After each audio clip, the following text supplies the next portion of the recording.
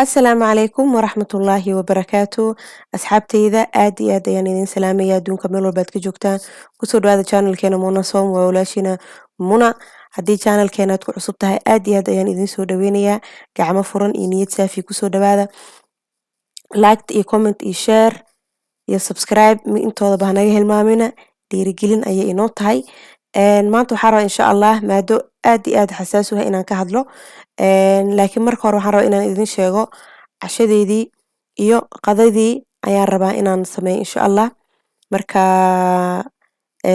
jikada ayaan ku jiraa cuntadeeda ayaan iska sii diyaarsanayaa arrintaani kaleeto xasaasiga oo ku saabsan waxbarashada ama ardayda iyo waalidiinta ayaan rabaa insha Allah inaan ka hadlo qaasatan iskuulaadka waa la xili rabaa fasax ayaa la galayaa samarkii ayaa bilaamaday sanadan ayaa la soo dadaalayay ardaydii ilmihii shahaadooyinkooda ayaa la soo siinayaa kii baasay kii dhacay kii maado ku liito wixii oo dhan waa la soo wada cadeyn doonaa marka videogan waxaan ugu talagalay insha Allah biidnillaahil kariim maamooyinka dhamaantiin inaad ka wada faa'iideysataan oo ii sheeg dhiirigelin ay idin noqoto oo aad iska dhaaftaan dabeecadahan haddii aad leedihiin videoga marka hadda ayaan rabaa insha Allah inaan bilaabo maadaama marka iskuulaadkii la xiri rabo oo ii sheegtay shahaadooyinkii ardayda la soo siinayo hooyo walbo waxaa laga yaabaa shahaado ay ku faraxdo in aysan helin waxaa laga yaabaa dhowr caruur inay guriga ay ku joogaan mid inuu shahaado fiican la imaado midna shahaado iska dhexdhexaad midna shahaado hooseyso ayaa laga yaabaa mid waxaaba laga yaabaa maadooyinkii inuu ku dhacay oo ii sheeg iskuulka uusan ku fiicneen dadka bilaadanka isku dabeecad maahan isku karti maahan isku caqli maahan qof walba ilaahaysi ayuu u abuuray hooyo haddii aad tahay marka dhowr caruur ay ku joogaan waxaan rabaa cunug walbo inaad gooni aad ula fadhiisato oo shahaadooyinka aad isla fiirisaan cunug kaleeta ha kula barbar dhigin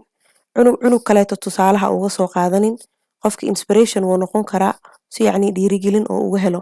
laakiin ilmaha markay ku yimaadaan cunug walba shahaadadiisa oo ku keeno hal ula fadhiiso isla fiiriya su'aalo ka weydii shahaadadaadii ma ii keento hooyo keen waa isla fiirinaynaa okay maadooyinka cunuga ku fiican yahay maadooyinka ku liito maadooyinka ku baasay wax walba waad arkaysaa marka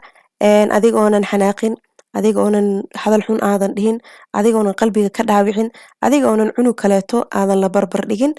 shaqsi walba ula fadhiiso cunug walbo warayso weydii waxaad ogaataan cunug walbo wax ayuu ku fiican yahay waxna wuu ku liitaa qof walbo qof yacni oo 100% ah ma jiro qofna wax ayuu ku liitaa qofna wax ayuu ku fiican yahay wax aniga aan ku fiicanahay laga yaabaa adiga inaad ku liidatid wax adiga aad ku liidatidna aniga inaan ku fiicanahay marka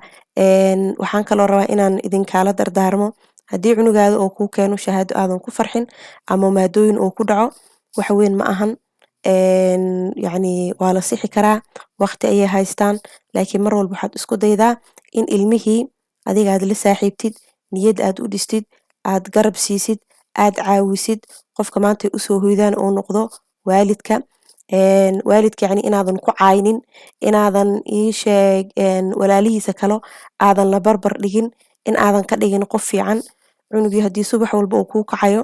iskuulkii uu kuu aadayo edeb uu kuu leeyahay macallimiinta ixtiraamayo dhibaato aanan ka taagnayn alxamdulilah dheh aqoontaani waa la baranayaa qof ku dhashtay ma lahan laakiin ilaahi subxaana watacaala qofna wuu u fududeeyey qofna waxaan ku dhahay way ku adag tahay laakiin waa la baran karaa wax dhibaato ma lahan markii cunugii inaadan yacni kusii qaylinin oo aadan iska sii fogeynin aad saaxiib aad la noqotid haddii aad dareentid cunugaada maanta shahaado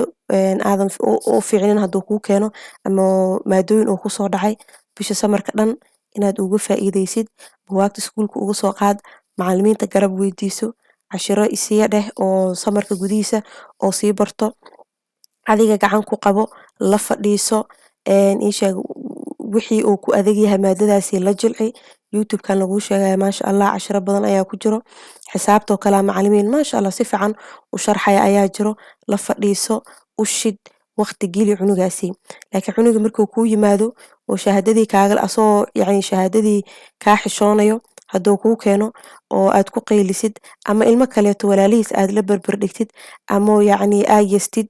oo hadallo xun aad dhahdid oo yacni qalbiga dhaawacayo aad iyo aad ayuu cunugaas waxbarashada uga niyad jabayaa. wax walbana waxaad ogaataan bilaadanka niyadiisa haddii ay u fiican tahay oo niyadiisa dhaawac uusan soo gaarin, wax walba wuu qaban karaa. bilaadanka laguu sheegay niyad ayuu ka socdaa. niyadaada haddaysan kuu dhisnaan oo maantana adiga aad hadallo xun aad maqlaysid, oo maantana lagu dhahayo qof fiican ma tihid, oo maantana lagu dhahayo maxaa la baasi la'dahay, hebel hebel wuu baasay, hebel hebel waxaasuu keenay, oo maantana yacni shaqsi kaleeto tartan lagula gelinayo, way adag tahay qofkaasi horumar inuu gaaro. sidaas darteeda hooyo walbo cunug walbo tartiib ula fadhiiso. ilmahaada adiga maanta aad dhashay ayaa kala dabeecad ayaa way kala duwan yihiin, isku mid maahan, isku caqli maahan, isku karti maahan. sidaas darteeda cunug kaleeta ha kula barbar dhigin. intaa cunug kaleeta la barbar dhigi lahayd oo ilmihii yacni dhexdoodii xumaan ay ka dhalan lahayd, waxaa fiican inaad dhahdid waan ku caawinaynaa, walaalkaaba maasha allah wuu baasay, ani asiga waa ku caawinaynaa, waa ku garab istaagaynaa, casharada anaa kula diyaarinayo, buugaagan kuu soo gadaa, jadwalaan samarka kuu sameynaa, dhib malaan hooyo waa ka gudbaysaa, waa baran kartaa, wax weyn ma ahan. intaas yacni cunuga dhiirigelin ayuu ka helayaa. laakiin cunug la caynayo oo la dhahayo luusaraa tahay, sanadkan oo dhan waa intaa iskuulka aadaysay maxay ahayd waxba kama keenin, waa kugu khasaaray, haladadaasi ma aragtay dadka ayay aad iyo aad niyadda uga dishaa. marka cunugaada haddii aad rabtid inuu kuu ordo oo dhiirigelin fiican oo kuu helo, adiga niyadda u dhis. haddii iskuulka yacni dhibaato ay ka jirto oo macallimiinta oo kale ay gooni u fiirinayaan, asxaabta oo kale gooni ay iyagana u fiirinayaan, cunug yacni qof fahmo oo la hadlo uu la sheekaysto oo garab uu ka helo oo niyadda u dhiso ayuu u baahan yahay. inta badanna waalidka ayay usoo ordaan. markaadna cunugaada si uusan kaaga cararin usoo dhawow. waxaan adduunyan waayey waa la dhacaa waana la baasaa, waxweyn ha kasoo qaadana biidnillahi alkariim. laakiin inaad garab aad siisaan, samarkiina waxaaba loogu talagalay cunug walbo meel walba uu ku liito inuu iska soo dhiso ayaa loogu talagalay. maahan micnaheedii in ilmihii sida xayawaan camal banaanka in lagu fasaxo 24 saac banaanka joogaan, midabkoodii isbedele, tintii yacni ka halaawda,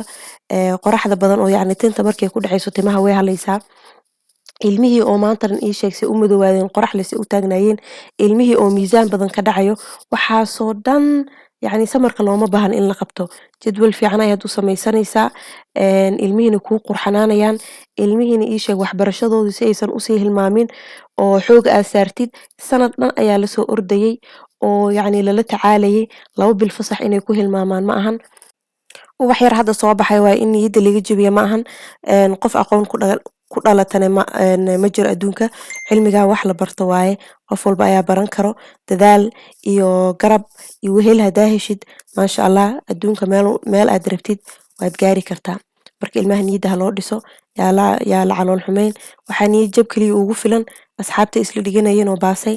macallimiintii oo dhibaato dhankeeda ka jirta ayaa laga yaabaa iska cunsuriyeynayo. intaas ayaaba niyad jab iyo rafaad ugu filan. marka adiga hooyo cunugaada garab uu kuugu ooyo oo wehel ugu noqdo oo niyadda aad ugu dhistid ayaan rajeynayaa in aad u noqotid biidnillahi alkariim. ilmahan aan ku dadaalno. samarka jadwalkiisana insha allah waan soo dhigay, linkiga hoos ayaan idin soo dhigayaa. jadwal in aan u diyaarino caruurta video aan uga hadlayo,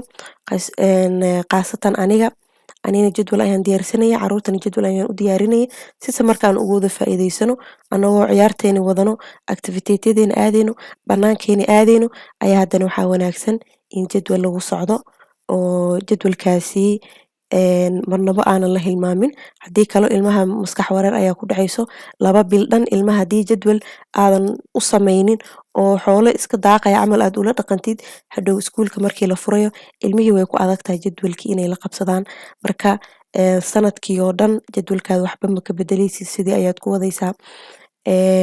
xilligii aan idin sheegaya waqti cunto ku siine, xilligaan idin sheegaya ayay seexanayaan. samarkoo kale haddii la gaaro wax yar dib way u dhici karaan maadaama subaxii aysan soo kala haynin, laakiin micnaheedii ma ahan samar dhan in jadwal lagu soconaynin. haddii kale hadhow waxaa adkaanayso jadwalka sida lagu soo laabto. insha allah asigana waxaan rajeynayaa in video qaas aan uga hadlo. videoga marab insha allah asxaaba inaan kusii dheeraado. khayr ayaan idin rajeynayaa. wixii commenti, wixii talo iyo tusaalo wixii su'aalna insha Allah hoos ayaad igu soo qori kartaan. Khayr ayaan idin dhaafay asxaabay inta kale video aan ku kulmayno. Assalaamu calaykum waraxmatullaahi wabarakaatuh.